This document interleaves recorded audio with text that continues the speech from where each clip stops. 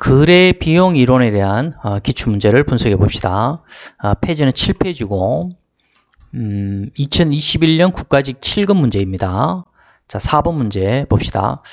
자, 먼저 이 거래 비용 이론 문제를 풀기 위해서는 우리 내용 시간에 배웠던 합리적 선택 신제도주의 주요 이론 5가지를 배웠죠.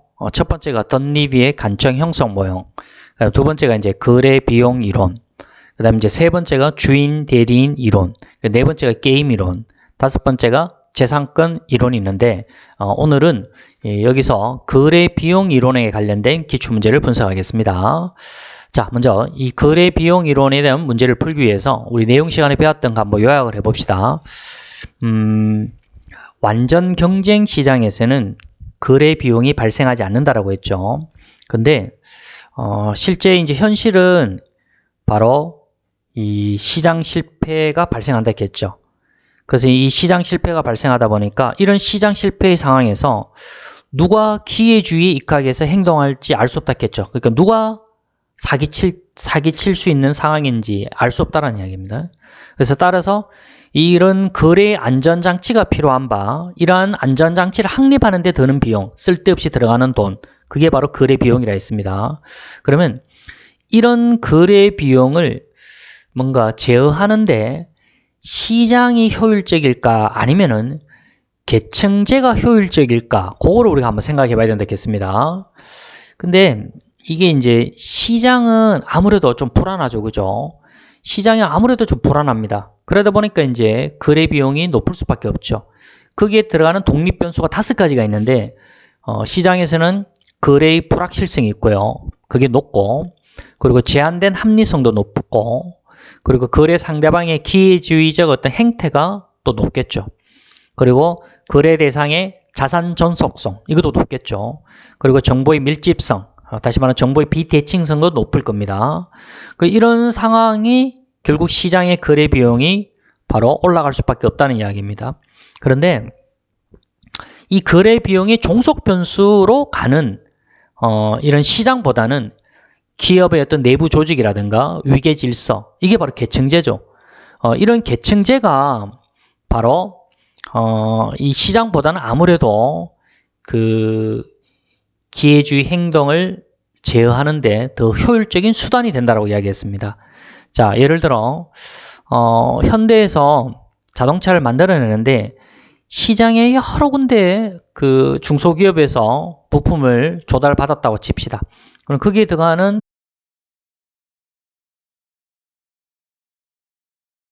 상당히 많겠죠. 하지만 현대가 현대모비스를 통해서 부품 부서를 만들어 버리는 거예요. 그래서 기업이 이 자원을 직접 조달해 버리는 거죠. 부품 부서도 만들고 생산 부서도 만들고 그 다음에 뭐 판매 부서도 만들어서 이런 하위 조직을 만들어가 뭔가 이 활동을 뭔가 조정해 간다는 이야기죠. 그게 이제 뭔가 관료제적 조정 비용이 들어가는데, 요렇게 하는 것이 아무래도 시장이 바로 맡겨놨을 때보다는 아무래도 이 거래 비용을 줄이게 하는데 더 효율적이라는 이야기입니다. 그래서 이제 이런 또 상황을 이야기했었죠.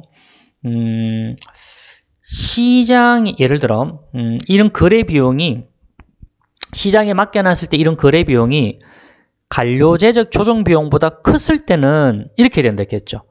개서제적 조직의 행정 조정을 통해서 수직적 통합을 이루어야 된다 했겠죠. 그게 다른 말로 거래의 내부화를 이루는 것이 더 효과적이라고 이야기했습니다. 이런 말이 다 기억나야 되고, 그 다음에 그 거래 비용의 이 종류가 사전적 거래 비용이 있고 사후적 거래 비용이 있는데, 그 사전적 거래 비용은 거래 조건에 대한 어떤 협상이나 합의 작성 비용, 이런 건 이제 사전적 거래 비용이 들어간다 했고, 그다음에 사후적 거래 비용은 뭐 분쟁 관련 비용이라든가 계약 이행을 잘했니 안 했는지 그런 보증 비용, 이런 거는 전부 다 사후적 거래 비용에 들어간다 했습니다.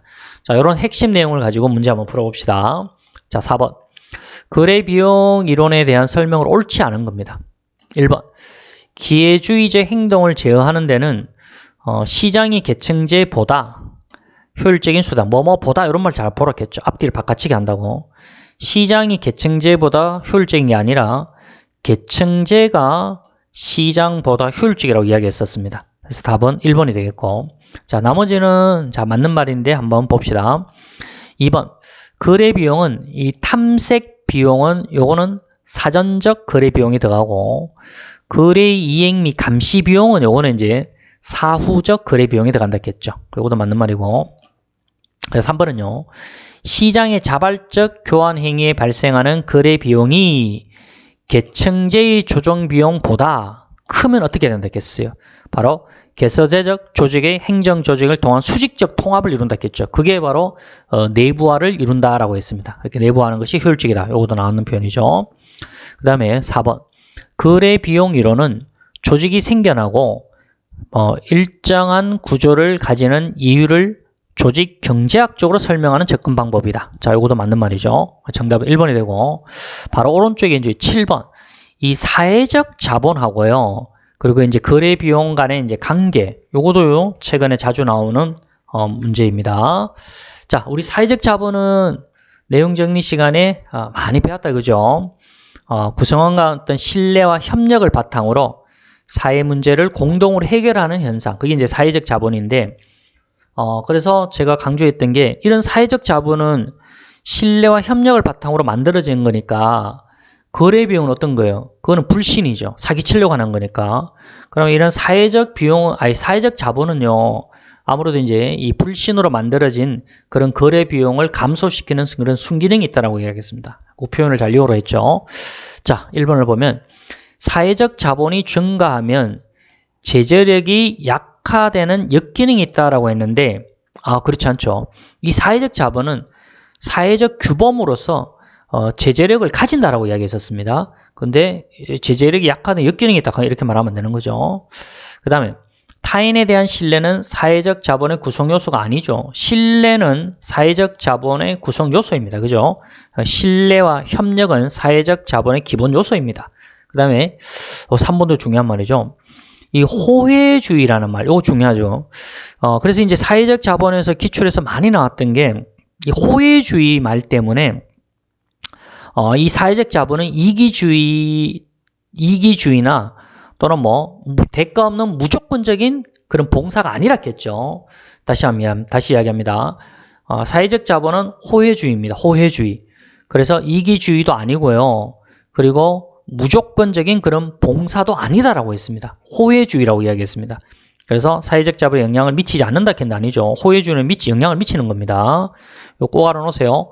호혜주의이기 때문에 사회적 자본은 이기주의다 하면 틀리는 거예요. 이기주의도 아닙니다. 그 다음에 대가 없는 무조건적인 봉사이다 하면 틀립니다. 봉사도 아닙니다. 그래서 이거 틀린 말이고, 그 다음에 사회적 자본은 거래 비용을 감소시키는, 그렇죠, 순기능이 있다 했죠. 정답은 바로 4번이 답이 되는 겁니다. 사회적 자본은 신뢰와 협력이죠. 신뢰와 협력이죠. 그런데 거래 비용은 뭡니까? 사기치려고 하는 거죠. 불신이죠. 쓸데없이 들어가는 비용이죠. 그렇죠. 이건 불신이잖아. 그럼 당연히 신뢰가 불신을 감소시키는 그런 순기능이 있겠죠. 그렇게 이해해야 된다. 자, 거래 비용 이론.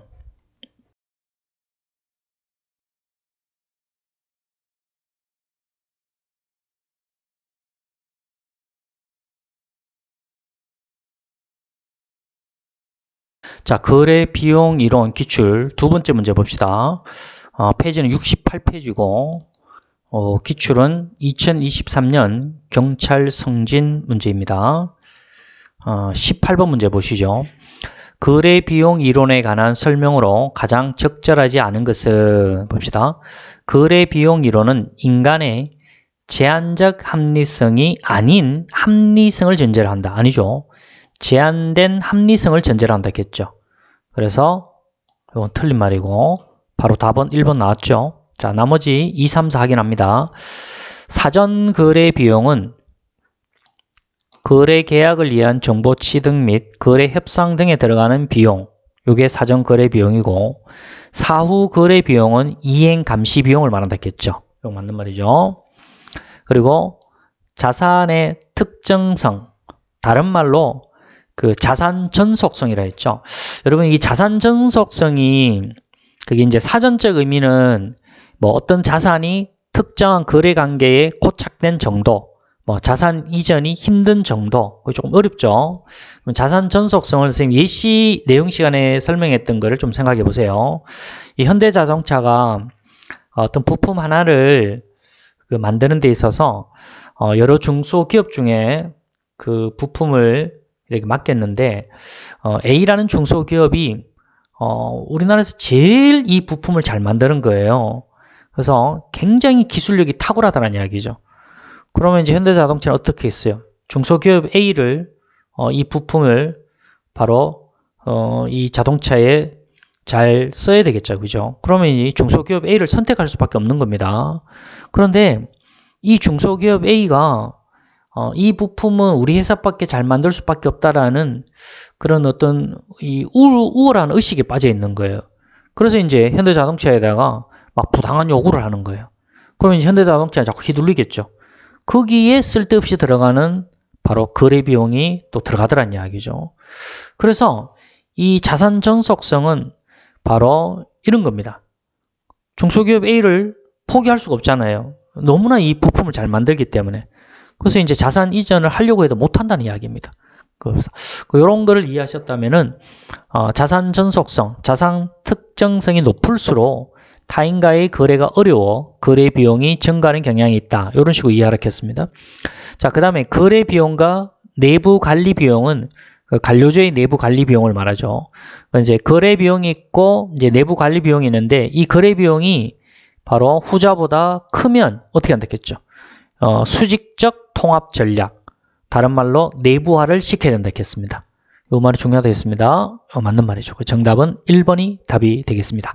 그래서 오늘은 그 합리적 선택 신제도주의 이론 중에 거래 비용 이론에 대한 최신 기출문제를 풀어봤고요. 다음 시간에는 주인 대리인 이론에 대한 기출문제를 또 풀어보도록 하겠습니다. 선생님 생각은 그렇습니다. 기출문제 선생님 스토리로 이렇게 문제 풀고 거기에 핵심 용어 잘 이해하고 하면은 충분히 행정학 90점까지는 가능합니다. 그래서 두꺼운 한 500페이지가 되는 그 기본서로 아무리 여러분 해독수를 늘린다 하더라도 이 행정학의 맥을 잡기가 굉장히 힘듭니다. 그래서 기출문제를 통해서 맥을 잡는 게 가장 좋은 방법인데, 그런데 수험생들은 이 기출문제를 그냥 일괄적으로 모든 문제를 뭐 1000문제씩 푼다 해서 이게 내용이 요약이 되는 것이 아니라 결국 이 전문가가 이끌어주는 그 내용의 어떤 중심, 그죠? 내용의 어떤 집합체, 거기에 맞는 문제를 선생님이 모아나가지 않습니까? 그런 구조로 공부를 하셔야 됩니다. 행정학은 다른 과목과 달리 어떤 단원이 있는 게 아닙니다. 순서가 있는 게 아닙니다. 어떤 특정 주제를 가지고 여러분들이 문제를 풀어나가야 됩니다. 그런 쪽에 연습을 잘 하신다면 좋은 점수가 나올 거라 생각됩니다. 앞으로 계속 크몽 수업을 듣는 분들은 전체 문제를 다 풀어 들으지만은 이게 유튜브에서는 선생님이 좀 주요하고 여러분들이 좀 간과시할 수 있는 그런 내용 위주로 그 문제를 바로 편집해서 이제 여러분들에게 올려드리도록 할 테니까 도움 많이 받으시기 바라겠습니다.